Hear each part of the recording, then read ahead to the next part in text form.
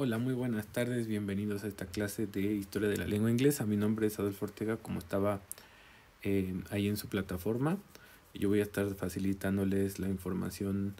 de esta clase. Quisiera comenzar un poco, vamos a hablar un poco de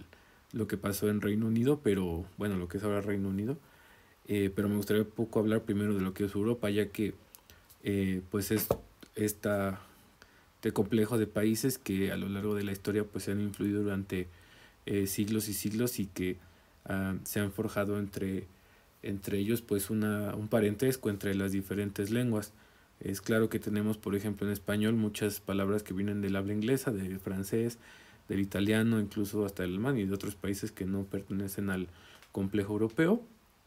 Y lo mismo le pasó al inglés. Entonces quisiera empezar por ahí, ya que si bien tenemos la isla, que en este mapa que estamos viendo en pantalla es lo que hoy conocemos como Reino Unido, que se divide pues a su vez en diferentes eh, países, digamos entre comillas, que al norte está Escocia, por ahí está un poco de Irlanda bueno, más bien Irlanda del Norte, que es un cacho de la isla que corresponde a Irlanda, país de Gales y pues ahí sus divisiones políticas que tienen dentro de la isla. Es un poco, es una cosa extensa porque en realidad, como comento, se han estado influyendo entre los diferentes países, ha habido muchísimos cambios entre fronteras y pues muchas veces justo son las lenguas las que han definido las fronteras eh, y de donde viene la influencia entre los diferentes países. A lo largo de este curso vamos a estar viendo cómo han influido, por ejemplo, diferentes culturas como son los celtas, sobre todo, había pueblos originarios del Reino Unido, originarios entre comillas, porque obviamente hubo una migración desde África mucho antes de que se empezara como a considerar estos unos países, pero digamos ya establecidos estaban estos pueblos, pues fueron influidos por los celtas, por ahí también llegaron los nórdicos desde Noruega, desde Suecia, y fue lo que empezó a influir esta ambivalencia anglo-sajona, que en realidad pues son dos vertientes que al final se conjugan en una, pero no se queda ahí solamente, sino que por ahí también llegaron de repente los romanos, primero llegaron antes los bárbaros, que fue lo que tuvieron que traspasar los romanos antes de llegar hasta la isla, pero eso influyó demasiado en lo que es el habla inglesa. Digamos que ellos se sienten muy orgullosos de que no tienen una influencia romana, no son una lengua romance como tal. Sin embargo, por ahí el latín está muy metido en la lengua inglesa. Se dice que hay incluso hasta un porcentaje del 90% de la lengua inglesa y es muy evidente, por ejemplo, y es muy fácil comprobarlo. Todas las palabras o la mayoría de las palabras que tienen más de 3 sílabas en inglés,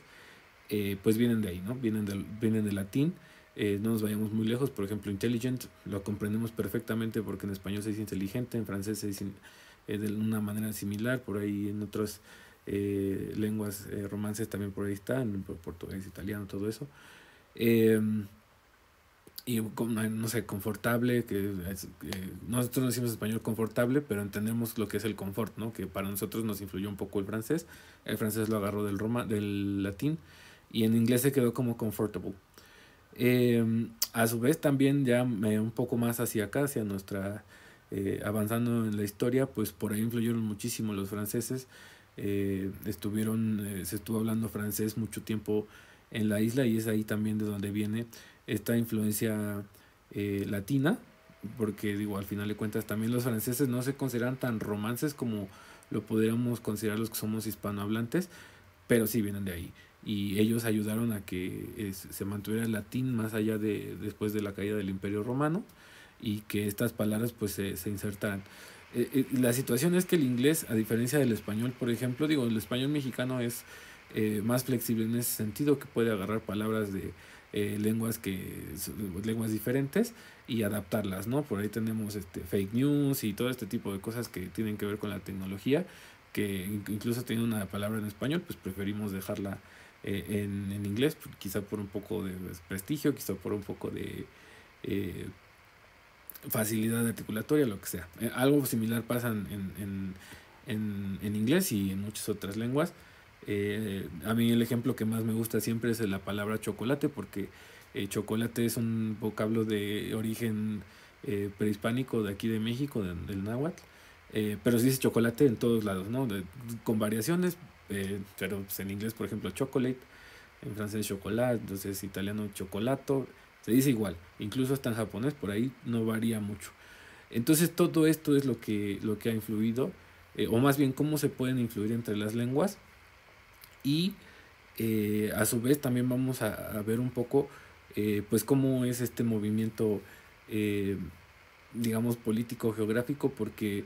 también hay que considerar que el inglés y como todas las lenguas europeas pues nacen mucho antes del descubrimiento de América, ¿verdad? Que sí importa, es un factor bastante importante, porque si nos damos cuenta, antes de que ellos se dieran cuenta que estaba el continente donde estamos nosotros, pues ellos eran el fin del mundo. Por ahí en Portugal, por este lado, hay un lugar que se llama Finisterre, o sea, el final de la tierra, ya más para allá solamente veían agua, pensaban que no había nada, y eso influyó demasiado porque si bien ahora concebimos a Europa como el centro y en esta idea eurocentrista, eso es algo muy muy moderno. En el pasado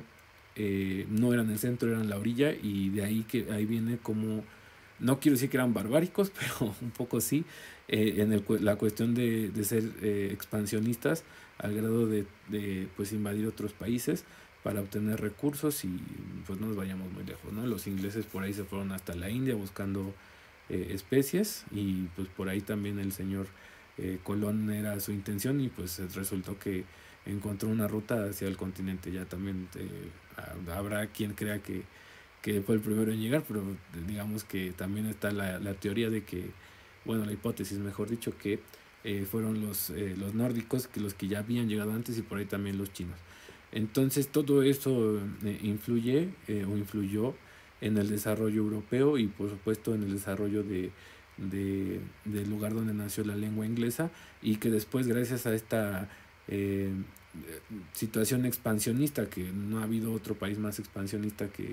otra cultura más expansionista que la del Reino Unido,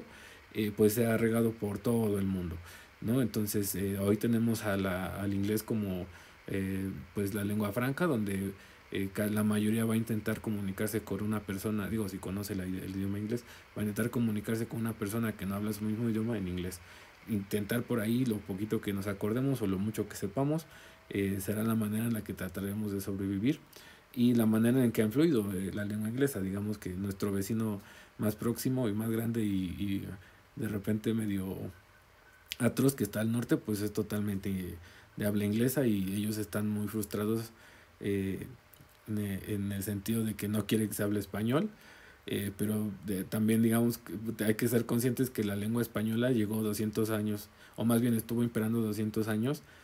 antes de que ya se estableciera la lengua inglesa, y también hay que ver cómo es que se mueve hacia diferentes países, el caso de Estados Unidos, por ejemplo,